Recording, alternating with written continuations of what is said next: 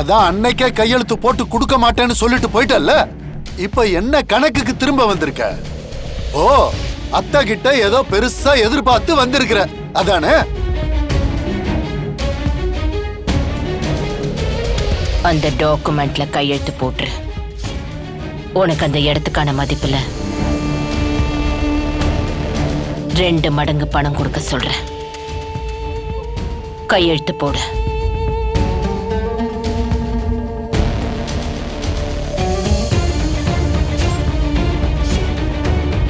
என்னால முடியாது.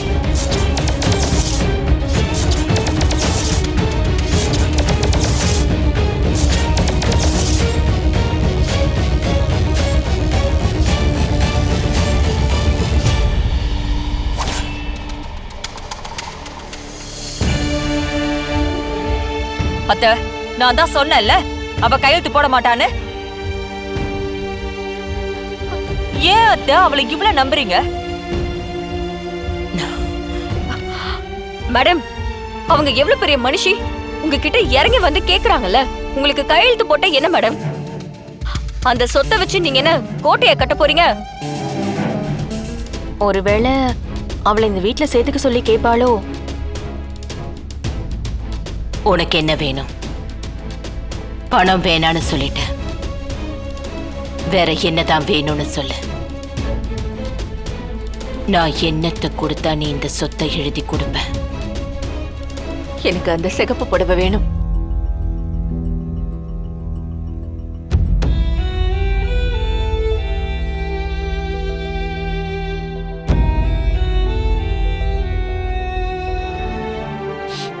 என் ரூம்ல நீங்க தூங்க வரதுக்கு நேரம் ஆகிறப்பெல்லாம் அந்த புடவையை கட்டி பிடிச்சுக்கிட்டு தான் தூங்குவேன். நீங்க எங்கேயாவது வெளியூர் போயிட்டாலும் நான் அந்த புடவையோட தான் இருப்பேன். நீங்க என்ன பிரிஞ்சு 25 வருஷம் ஆச்சு. இப்பவும் நாம சேர்ந்து வாழ முடியல.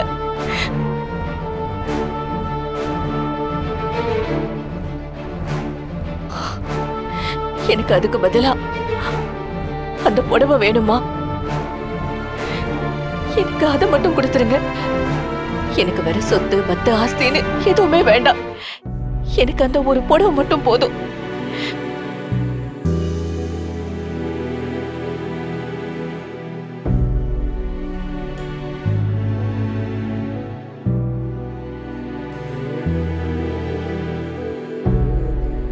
மச்சான், என்ன சொன்னீங்க? என் தங்கச்சி பணத்துக்காக அலைகிறாளா?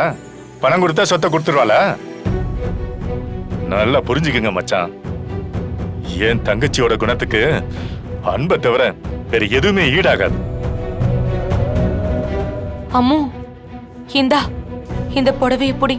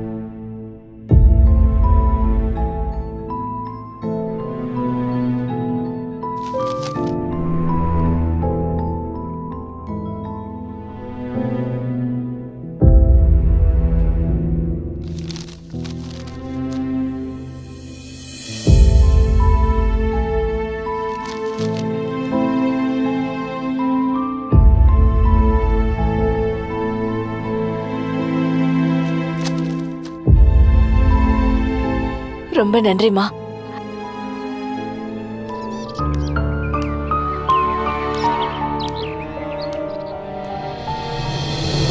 உங்க எல்லாருக்கும் சொல்லிக்கிறேன். மீனா, உனக்கும் தான். அவசரத்துல வார்த்தையை விட்டு இல்ல பாத்தியா? என் தங்கச்சி குணத்தால மொத்த பேரையும் ஜெயிச்சிட்டா.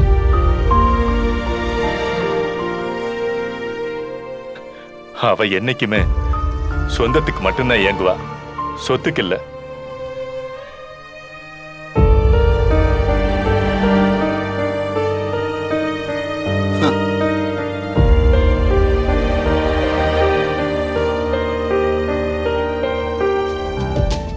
அம்முவை கூப்பிட்டு வீட்டோட சேர்த்துக்கலாம்ல.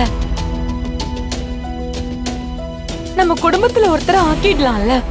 முடியாது முத்து, முடியாது. ஏம்மா, ஏன் இந்த வைராகியம் உங்களுக்கு? ஏன்னு உனக்கு தெரியாதா? அந்த செல்வன், அந்த ஆளு பேரு சொல்லவே எனக்கு நாக்கு கூசுது. அந்த ஆளோட பொண்டாட்டியா இருக்கிற வரைக்கும் என்னால முழுசா ஏத்துக்க முடியாது. அதனால இதோட இந்த பேச்சை நிறுத்திடு. இனிமே அவளுக்கு சப்போர்ட் பண்ணி பேச வராது. அவ எவ்வளவு வைராகியமா இருக்கா.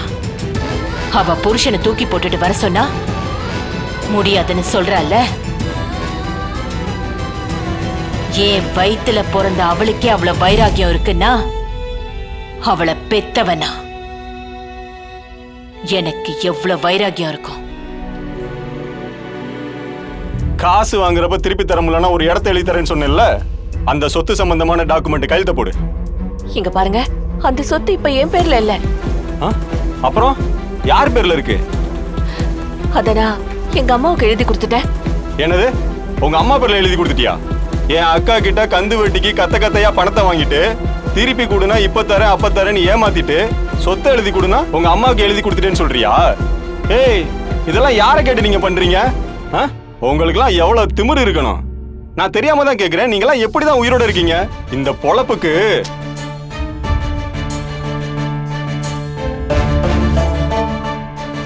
வீட்ல தனியா இருக்கிற பொம்பளைங்களை மிரட்டிட்டு இருக்கீங்களா? Inspector sir. புரியுது மேடம். கந்து வெட்டி சரளா தம்பி, கம்பி என்ன போலாமா? என்ன சார் இது அநியாயமா இருக்கு? நான் எந்த தப்புமே பண்ணவே இல்லையே. என் அக்கா கொடுத்த காசை திருப்பி கேட்கலான்னு வந்தேன். அவங்க என்னடானா காசை தர முடியாதுன்னு சொல்றாங்க. அதுக்காக தான் சார் சொத்து சம்பந்தமான இந்த பத்திரத்துல கையெழுத்து கேட்டேன். இதுல என்ன தப்பு இருக்கு? இது தப்பா சார்? தப்பே இல்ல. உங்களை மாதிரி ஆளுங்க செய்யறதெல்லாம் தப்புன்னு உங்களுக்கே புரிய மாட்டேங்குதுல்ல, அதான் பிரச்சனையே. தப்பா சரியான கோர்ட்டு முடிவு பண்ணட்டும். நீ வா, வந்து வண்டியில ஏறு. வா, ஏய் வா.